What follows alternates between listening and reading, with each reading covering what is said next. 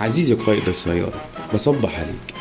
تعمل ايه لو الضابط قالك تعالى حلل التحليل العشوائي بتاع المخدرات؟ بص يا سيدي، في حاجات مهمة جدا لازم تاخد بالك منها.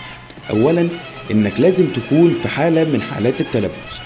اتنين، انه لازم بعد ما ياخد العينة بالكواشف الاستدلالية لازم يوديها لمستشفى حكومي في خلال 3 ايام لتحديد نسبة المخدر، وده اللي قالته المادة 263 من قانون المرور والمعدل بالقانون رقم 121 لسنة 2008.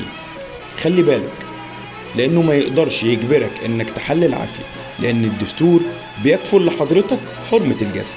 أخيرا، لازم يكون في تقرير نهائي صادر من مستشفى حكومي. هتيجي تسألني سؤال وتقولي طب أعمل إيه لو كنت قاعد مع ناس بتشرب حشيش ورحت حللت؟ النتيجة هتطلع إيه؟ أولا، لازم تخلي بالك من التهوية، لأنك لو قاعد في مكان ما فيهوش تهوية كويسة ممكن يزود فرصة إن العينة تكون إيجابية.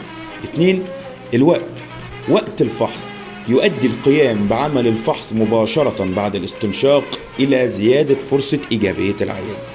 أخيرا، تركيز كمية الحشيش اللي حضرتك استنشقته يؤدي إلى استنشاق كمية كبيرة من الحشيش ولمدة طويلة لتركيز مادة رباعي الهيدروكانيبول، وبالتالي لزيادة فرصة إيجابية العينة.